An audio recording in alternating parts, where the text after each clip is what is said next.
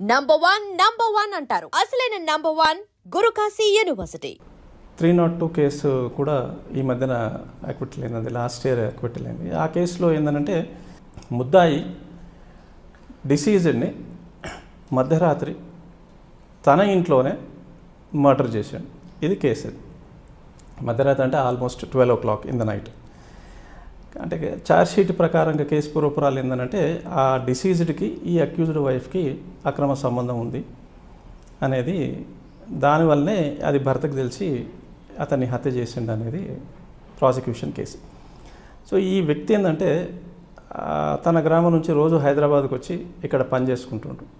So ఈరోజు morning కనుక బయలుదేరితే ఈ డే అంతా హైదరాబాద్లో పనిచేసి నైట్ కూడా ఇక్కడనే ఉండి నెక్స్ట్ డే పని చేసుకొని నెక్స్ట్ డే ఈవినింగ్ వెళ్ళి మళ్ళీ ఒక రోజు తన ఇంట్లో ఫ్యామిలీ మెంబర్స్తో గడుపుతుంటాడు. ఎవరు? అక్యూజ్డ్. సో ఆ రోజు అతను బస్ స్టాప్ దగ్గర నిల్చొని ఉన్నాడు బస్ కొరకు సిటీకి రావడానికి. ఈ మనిషి తారసపడి చూస్తూ నవ్వుకుంటూ వెళ్ళిపోయింది. ఇది ఎందుకో డౌట్ వచ్చింది ఆయనకు, ఈయన మీద అనుమానం ఉంది, అరే ఇతను ఏంది అని అనుకొని సరే అని హైదరాబాద్కి వచ్చేసేసాడు. యాజ్ యూజువల్గా ఏంటంటే ఆయన నెక్స్ట్ డే రావాలి, నెక్స్ట్ డే ఈవినింగ్. ఆ రోజు మాత్రం ఏం చేసినంటే తను అదే రోజు ఈవినింగ్ రిటర్న్ అయిపోయి ఎవరికి తెలియకుండా బస్సులో వచ్చి ఊరవతలనే దిగి మెల్లగా, అప్పటికి చీకటి అయిపోయింది, తన ఇంటికి కాస్త దూరంలో ఒక గోరీల్ ఉంటే దాని వెనకాల ఉండి దారుకొని ఉన్నాడు. He is waiting. So almost 11 o'clock or 11:30కి ఇతను వచ్చిండు. అతను ఇంట్లోకి వెళ్ళిపోయాడు, డోర్ లాక్ చేసుకున్నాడు, లోపటి నుంచి లాక్ చేసుకున్నాడు. ఎవరు అనుమాన పడుతున్నారు ఆయన వచ్చేసేసి. సో ఇతనికి ఏంటంటే ఆ ఇల్లు కొత్తగా కన్స్ట్రక్షన్ చేసుకుంటూ దానికి విండోస్ ఫ్రేమ్స్ ఉన్నాయి కానీ విండోస్ లేవు. సో ఈ ఫ్లెక్సీ బ్యానర్స్ తోటి కవర్ చేసుకొని ఏదో కాపురం చేస్తున్నారు. అది 2 రూమ్ల ఇల్లు. సో ఇతనికి అనుమానం నిజమైపోయింది అది. సో తను మెల్లగా వెళ్ళి ఆ కిటికీలో ఫ్లెక్సీ ఉంది కాబట్టి ఆ ఫ్లెక్సీని తీసేసి లోపలి దిగి ఇంట్లోకి దిగే వరకు అతను సడన్గా ఊహించని షాక్ గురైపోయి ఉన్నాడు. అక్కడనే పక్కనే గొడ్డలు ఉంటే ఆ గొడ్డలు తీసుకొని అతని పైన దాడి చేసేసాడు. అతని భార్య ఏం చేసిందంటే ఆ భయానికి ఇంకో రూమ్లో నుంచి కిటికీలోంచి దుంకి వెళ్ళిపోయింది. 2 చిన్న పిల్లలు కూడా ఉన్నారు. ఆ పిల్లల్ని తీసుకెళ్ళి ఈ అక్యూజ్డ్ పేరెంట్స్ కూడా అదే ఊర్లో పక్కన ఉంటారు, వాళ్ళ ఇంట్లో అప్పచెప్పి ఇతను పారిపోయాడు. సార్ ఇప్పుడు ఆయన మాట వేశాడు ఇంటి దగ్గర, పొద్దున్న బస్ స్టాప్లో కనబడి నవ్విన వ్యక్తి మాట వేశాడు, వస్తాడేమో డౌట్ మీద ఆయన ఇంట్లోకి వెళ్ళడం, ఈయనకి ఈ అనుమానం బాగా బలమైంది. లోపలికి వెళ్ళేసరికి అక్కడ ఏదో వేరే సీన్ చూశాడు, గొడ్డలతో నరికాడు, పారిపోయిన తర్వాత పోలీస్కి ఇన్ఫర్మేషన్ రీచ్ అయింది. పోలీస్ వాళ్ళు వచ్చి అతన్ని షిఫ్ట్ చేసిన తర్వాత నెక్స్ట్ డే మార్నింగ్ చనిపోయిందని చెప్పి కేసు పూర్వపురాలు. సో అతను అదే రోజు రాత్రి చనిపోయింది అనేది ఆ కేసును బట్టి మనకు అర్థమవుతుంది. కానీ వీళ్ళు ఏం చేశారు పోలీస్ వాళ్ళు అని అంటే అది నెక్స్ట్ డే అతను ట్రీట్మెంట్ తీసుకుంటూ చనిపోయాడు, 8 o'clock చనిపోయాడు అని చెప్పి ఆ తర్వాత ఎఫ్ఐఆర్ కంప్లైంట్ తీసుకొని ఎఫ్ఐఆర్ చేయడం జరిగింది. సో ఇక్కడ ఏంటంటే పోలీస్ వాళ్ళకు ఆల్రెడీ అదే రోజు రాత్రి రావడం జరిగింది. శవాన్ని అంటే ఆ ఇంజూర్డ్ పర్సన్ని షిఫ్ట్ చేసినామని చెప్తున్నారు కాబట్టి మీరు నెక్స్ట్ డే మార్నింగ్ వరకు కూడా మీరు కంప్లైంట్ అంటే కేసే చేయలేదు అనేది మేము. సో మీరు కుక్అప్ చేసిండ్రు కేసుని, ఎలా చేస్తే బాగుంటుంది, ఈ కేసుని బిల్డప్ చేస్తే బాగుంటుంది అని మీరు కొంత ప్రిపరేషన్ చేసుకున్నారు అని చెప్పి మా డిఫెన్స్ అన్నట్టు. అది అదేవిధంగా అక్కడ ఫొటోస్ తీసినారని చెప్తుండ్రు. తీసినప్పుడు ఆ గొడ్డలు రికవర్ అయినట్టు కానీ గొడ్డలు రికవర్ చేసినామని చెప్తారు. గొడ్డలు రికవర్ అయినట్టు గొడ్డలి ఉంటే అది అక్కడనే ఉంటుంది, మీరు ఫోటోస్ తీసినప్పుడు ఫోటోలలో కనపడాలి కదా, కనపడలేదు. సో ఇలాంటి టెక్నికల్ ఆస్పెక్ట్స్తో తీసుకొని చేస్తే అది కేసు అక్విటల్ అయింది. సార్ ఇప్పుడు ప్రాసిక్యూషన్ ఏమంటారండి? ప్రాసిక్యూషన్ ఏమంటారంటే ఇప్పుడు ఇన్వెస్టిగేషన్లో ఏదన్నా డిఫెక్ట్ ఉంటే పబ్లిక్ ప్రాసిక్యూటర్ దాన్ని కవర్ చేయలేడు. ఇక్కడ ఏంటంటే ఫొటోస్ ఇమీడియట్లీ వేయలేదు, తర్వాత మేము క్రాస్ ఎగ్జామినేషన్ చేసిన తర్వాత మా దగ్గర ఫొటోస్ ఉన్నాయని చెప్పేసాను. ఆ ఫొటోస్ అన్నీ కూడా అది నైట్ తీసినట్టుగా లేదు, అది కొంత ఏదో ఆఫ్టర్నూన్ అవర్స్లో తీసినట్టుగా లైట్ షేడ్ వస్తుంది, కొంత ఎండ ఉంది, అవుట్ సైడ్ నుంచి తీసినవి అన్నట్టుగా ఉంది. సో మీరు ఆ టైంలో తీసినవి కాదు ఒకటి. రెండవది ఏంటంటే నిజంగానే కనుక మీరు ఆ మధ్యరాత్రి కనుక అప్పుడే కనుక మీరు ఫొటోస్ తీసి ఉంటే మీ కానిస్టేబుల్ దగ్గర ఉన్న కెమెరాతో కనుక తీసినట్టు మీకు అక్కడ మెటీరియల్ ఎవిడెన్స్ మీరు ఏదైతే రికవరీ చేసినామని అంటుండ్రో తర్వాత ముద్దాయి తర్వాత దొరికిన తర్వాత అతన్ని తీసుకెళ్ళి ఇంట్లో నుంచి ఆ గొడ్డల్ని తీసి ఇచ్చిండు అని చెప్పి అంటుండ్రో అది కరెక్ట్ కాదు అని చెప్పి కేసు చేయడం జరిగింది. సో వెపన్ రికవరీ పోయింది. తర్వాత ప్రాసిక్యూషన్ కేసు ప్రకారమే అది మధ్యరాత్రి జరిగినా అతని ఇంట్లో జరిగినా మీ కేసు ప్రకారమే అక్యూజ్డ్ ఇంట్లో లేడు, అతను బయటికి వెళ్ళిపోయాడు, ఉదయమే వెళ్ళిపోయాడు అని చెప్పేది ప్రాసిక్యూషన్ కేసు అది. అట్లా అంటే మీరు తీసుకున్న డిఫెన్స్ అంటే you have fail to prove. మీరు ఏదైతే ఎవిడెన్స్ పెట్టారో అది కాన్ఫిడెన్స్ బిల్డప్ అంటే ఇన్స్పైరింగ్ కాన్ఫిడెన్స్ అన్నట్టుగా లేదు. రికవరీ పోయింది, మీరు గొడ్డలు రికవరీ చేసిన అనేది రికవరీ కాలేదు. ఇక్కడ పోలీస్ ఇన్వెస్టిగేషన్లో కరెక్ట్ చేయలేదు. సో న్యాచురల్లీ డిఫెన్స్ లాయర్ ఎప్పుడు కూడా ఇన్వెస్టిగేషన్లో ఉన్న లోపాలని దాన్ని ఎన్కాష్ చేసుకుంటారు, అది సహజం. సార్ జనరల్గా మీ దగ్గర కొన్ని కేసులు వచ్చాయి అనుకోండి, అంటే ముందు ఎక్కడ తప్పు దొరుకుతారని చదువుతారా? ఎస్, తప్పు అంటే మనం మన కేస్ ఫ్యాక్ట్స్ అన్ని చూసుకుంటాం. కేసు కరెక్ట్గా ఉందా లేదా, సెక్షన్స్ అప్లై అవుతున్నాయా లేదా అనేది చూస్తాం, ఎందుకంటే ఫ్రేమింగ్ ఆఫ్ ఛార్జెస్ అని ఉంటుంది. ఆ తర్వాత ఏంటంటే ఇన్వెస్టిగేషన్ పోలీస్ చెప్తున్న కథని నమ్మశక్యంగా ఉందా, లేకపోతే ఎక్కడ మనం అటాక్ చేయొచ్చు ప్రాసిక్యూషన్ కేసుని అనేది దానిపైనే మేము ఫోకస్ చేస్తాం. ఇప్పుడు నేను ఇంతకుముందు చెప్పిన కేసులు ఏంటంటే ప్లేస్ ఆఫ్ అఫెన్స్ ఏంటంటే అక్యూజ్డ్ ఇంట్లోనే జరిగింది కాబట్టి ఒకవేళ అక్యూజ్డ్ అదే ఆ రోజు కూడా రాత్రి ఇంట్లో ఉన్నాడంటే burden will shift on to accused. He has to say నువ్వు ఉన్నంగా మీరు ఇంట్లోకి ఇంకో వ్యక్తి వచ్చి మర్డర్ ఎలా చేసిండు అంటే మీకు ఒక ఎగ్జాంపుల్ చెప్తానండి. ఓ ఇంట్లో ఇద్దరు భార్యాభర్తలే ఉంటారు. ఉదయం లేచే వరకల్లా భార్య మర్డర్ అయి ఉంటుంది, భర్త ఉండడు. పక్కింటి వాళ్ళు వచ్చి చూస్తారు, పోలీస్ కంప్లైంట్ చేస్తారు. ఇక్కడ కేసు ఏంటంటే ఆ రోజు రాత్రి ఇద్దరు భార్యాభర్తలు కలిసి ఇంట్లోనే ఉన్నారు అని కనుక ప్రూవ్ చేయగలిగితే అప్పుడు బర్డెన్ అక్యూజ్డ్ మీదకి షిఫ్ట్ అవుతుంది. It is you who have to prove. ఎవరు అంటే ఇనిషియల్ అక్యూజ్డ్ మీదకి షిఫ్ట్ అవుతుంది. అక్యూజ్డ్ అప్పుడు ప్రూవ్ చేయాల్సి వస్తుంది. అంటే ఈ మధ్యరాత్రి నీ ఇంట్లోకి మూడో వ్యక్తి ఎవరు వచ్చి ఎందుకు మర్డర్ చేసిండ్రని. సో ఇక్కడ ప్రాసిక్యూషన్ నుంచి బర్డెన్ అక్యూజ్డ్ వైపు టిల్ట్ అవుతుంది. ఎప్పుడు ఇనీషియల్ బర్డెన్ ప్రాసిక్యూషన్ ప్రూవ్ చేసినప్పుడు. ఇనీషియల్ బర్డెన్ ఏంది, ఇద్దరు కలిసి ఆ రోజు రాత్రి ఇంట్లో ఉన్నారు, ఇద్దరే ఉన్నారు ఇంట్లో అనేది ప్రూవ్ చేస్తే అప్పుడు burden will shift on to. ఇప్పుడు నేను లైవ్ మీకు చెప్పిన దాంట్లో ఏందనంటే అతను లేడు. ప్రాసిక్యూషన్ కథనం ప్రకారం కూడా అతను బతుకుదెరువు కొరకు హైదరాబాద్కి వస్తూ ఉంటాడు, 2 రోజులు ఇక్కడ చేసి మళ్ళీ ఊరికి వెళ్తుంటాడు, ఆ రోజు కూడా లేడు అనేది ఉంది. So they have fail to prove that he was present in the house. అలా వచ్చింది. అంటే ఎవరో వచ్చి అంటే ఆ బర్డెన్ ఈయన మీద లేదు. బర్డెన్ కదా మీరు ఇప్పుడు ఆర్గ్యుమెంట్, ఎవరో వచ్చి థర్డ్ పార్టీ వచ్చి మర్డర్ చేసి వెళ్ళిండొచ్చు. నేనైతే లేను కదా, నేను చేయలేదు, నా క్లయింట్ అయితే లేడు, నేను చేయట్లేదు, నా క్లయింట్ లేడు.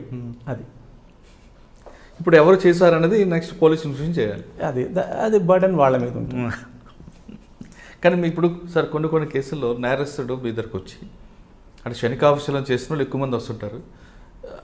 హ్యాబిచువల్ అఫెండర్ వేరే దగ్గరికి వెళ్తారు అనుకోండి, క్షణికావశలం చేస్తారు, నేను చేశాను కానీ నన్ను కాపాడండి అన్నప్పుడు మీరు ఏం చేస్తుంటారండి? అంటే మనం ఎప్పుడైనా కానీ క్లయింట్ దగ్గర తీసుకున్న ఇన్స్ట్రక్షన్స్ బట్టి మనం చట్టపరిధికి లోబడి ఉండి మన కేసుని అంటే ఎంత బెటర్గా మనం ప్రజెంట్ చేయగలుగుతాము అనేదే ఒక డిఫెన్స్ లాయర్ చేసేదండి. సో ఆ కేసు రుజువైందా కాలేదా శిక్ష వేయడం అనేది అది కోర్టు బాధ్యత.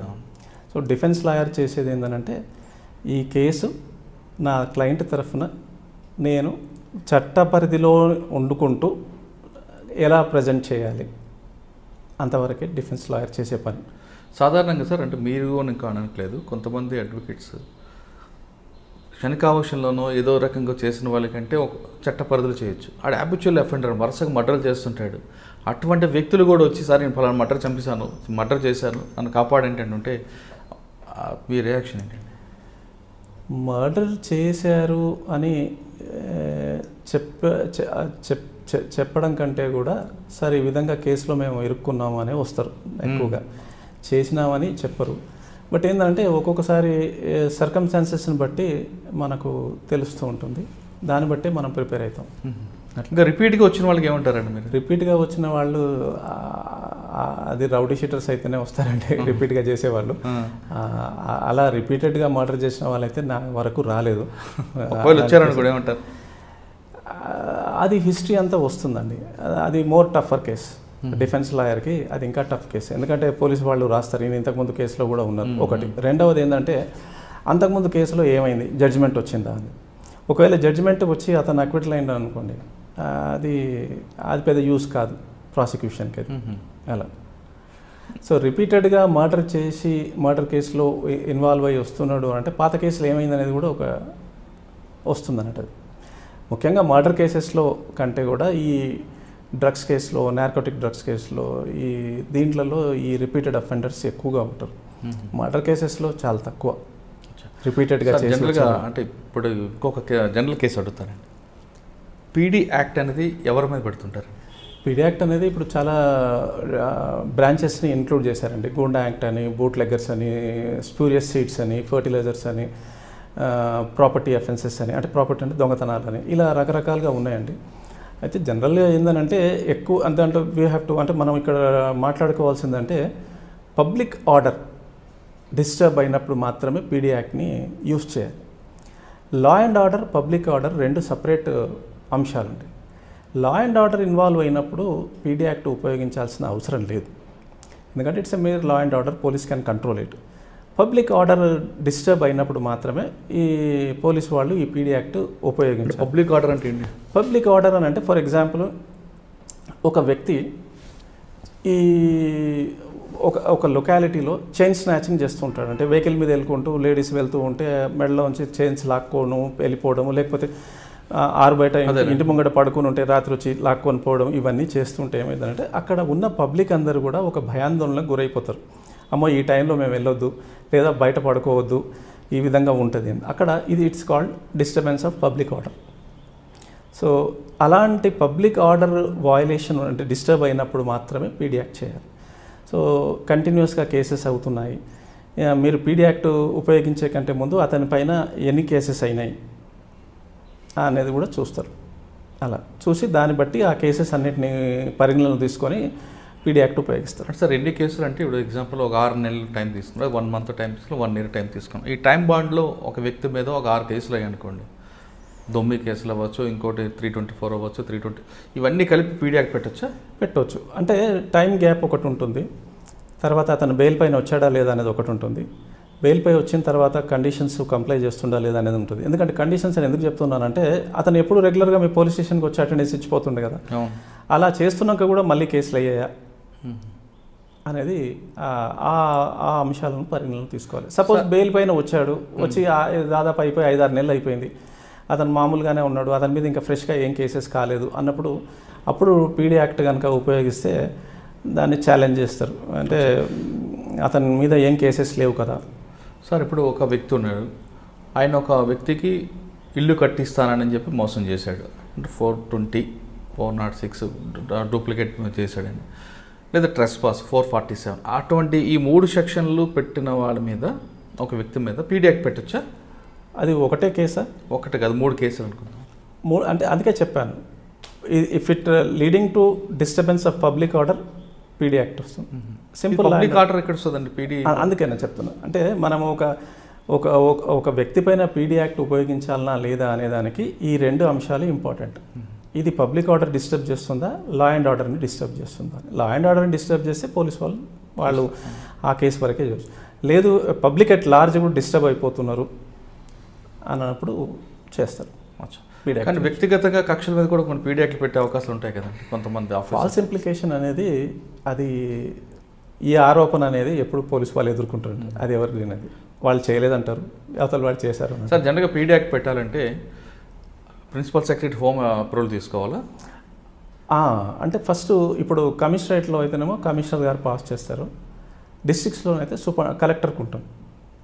ఇప్పుడు మనకి ఇక్కడ హైదరాబాద్లో అయితే మనకు కమిషనరేట్స్ ఉన్నాయి, సైబరాబాద్ కానీ, రాచకొండ కానీ, హైదరాబాద్ కమిషనరేట్ కానీ.